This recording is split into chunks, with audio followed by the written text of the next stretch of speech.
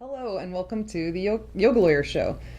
Today we're going to be talking about the immigration issues, which is like such a hot button topic, and we're going to delve into it. And honestly, we want it to be sort of an ongoing discussion because we certainly don't know everything, but I do see a lot of misinformation out there already on social media, and we can straighten out at least some of that. And then, if you've got comments or feedback or know more, please engage and join the discussion. So, what's going on with immigration?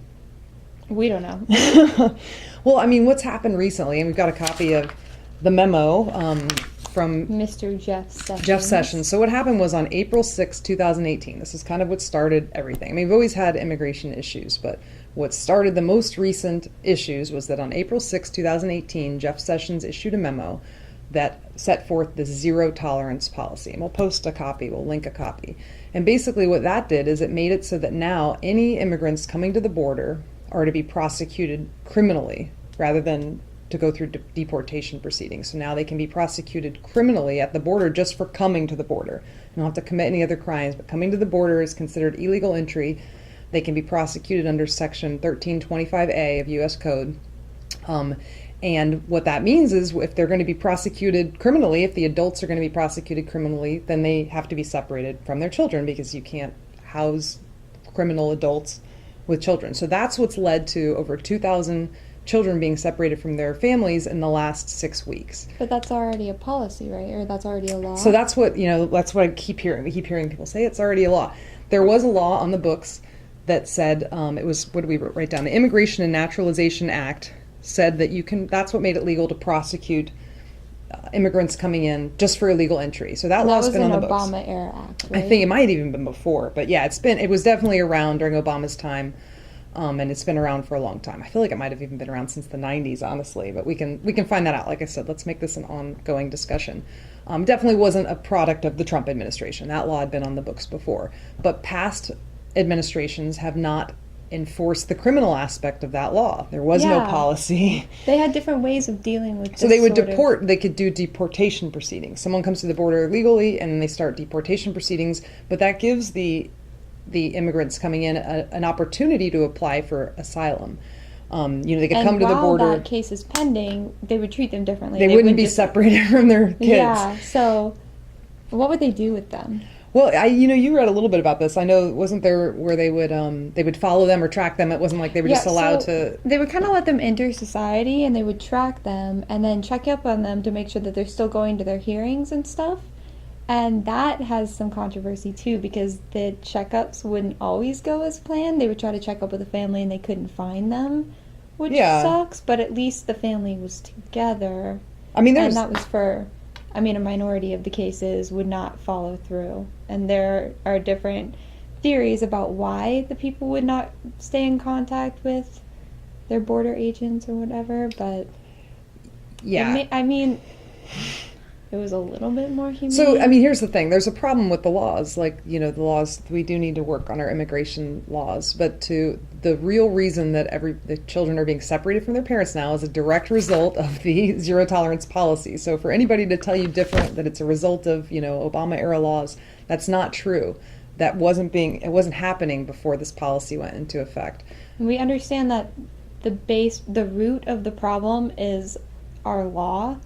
But right now, the immediate issue is the zero tolerance policy. It's the policy that's enforcing a law.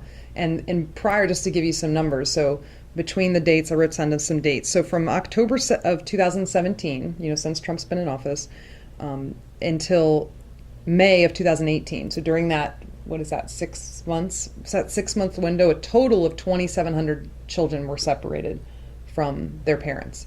During the last 6 weeks, that's accounted for 2,000 of those 2,700. So there's a definite direct result of Jeff Sessions and the Trump administration's zero tolerance policy and the children being separated from their families at the border. And anybody that tells you different is not correct.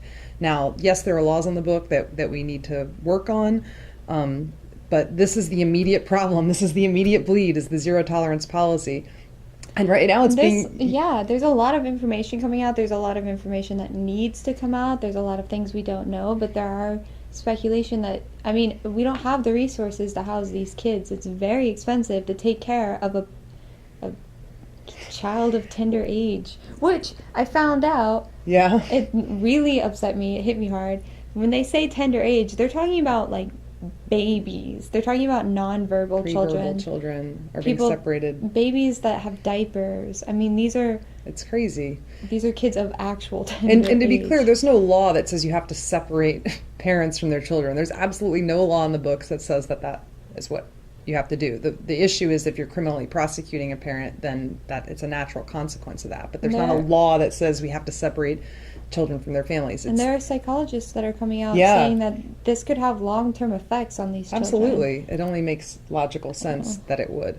So yes, we have immigration problems in our country that we need to work on laws to fix, but in the immediate short term, we can reverse the zero tolerance policy so that we can at least fix this bleed where nobody wants to see these kids, being separated from their families. Congress is actually either today or tomorrow soon voting on an act to keep the families together. Hopefully that'll go through. We don't know. It seems, this is the crazy part, is it seems that it's sort of being used as a negotiating chip. Like, okay, we're going to enforce this policy, and now let's bring everybody to the table so we can change the laws. And we're not going to change the policy until we change the laws, and that's just so... It's a little messed up. Not right. Because they're real people with real lives. And the Trump administration, like John Kelly came out last year, and when they were considering implementing this policy, and said that the main reason they would do it, or one of the main reasons, was as a deterrent. So that's pretty messed up too. Like it's being used to deter other immigrants from coming in. It just seems immoral. So I know there was something else I wanted to say too. I'm looking at my notes and I can't remember. I didn't say any curse words. No, that's good. Well, the other thing I wanted to say, and this is what I want to get deeper into, because I'm not an immigration attorney, but I do, on some of the groups I'm a member of, I hear from some immigration attorneys, and what I'm hearing is that there really isn't a method for immigrants to come into the country legally that's viable. In theory, if you lived in a place where you had access to internet and had the means, then you could, maybe try to apply ahead of time. The request for asylum, the form is online. So if you do have access to the internet and you know how to Google it, it's you know assuming how you're to not look it up. in immediate danger either, like that you're seeking asylum, but you have months or years to wait. And you have time to go find the internet. But if you come to the border now seeking asylum, it used to be before this zero tolerance policies 6 weeks ago that if you came to the border, you could then apply to seek asylum. And you would have a year. Unless there were some other circumstances that would allow you to prolong that time, you would have a full year to work it out. And now it's like you come to the border, you're going to be arrested. And if you brought children, they're going to be separated, and you can't, then be seeking asylum. It's already a mess. But the only other real paths to get here legally are, if you're employed and if you can get a job in America, then your employer can apply to get you in. Or if you get married to an American citizen before you come over, then if you're lucky enough to have immediate family here. Yeah, an American sponsor. But that's just not a realistic means for people that are trying to escape horrible conditions to come in. So in reality, there's not a legal methodology. I hear this a lot. I'm seeing it a lot on social media, this theory that you could just quote, get in line and apply for the forms. There is no line. There's not like you come to the border and there's a line, you get in and you fill out your legal forms and then you're legal. Really, this is the only method for a lot of people is to come in illegally, and that's what we need to change. That's the long-term thing. We have to make it, different, change the laws as far as coming here legally. Because, I think all of us agree it's not that we just want it to be a free-for-all, but in the short term, this zero-tolerance policy is just plain awful. That's what's causing children to be separated from their parents, and there's no excuse for it. That's, my humble opinion. And I'm sure there might be folks out there that disagree or that just didn't totally understand what was happening.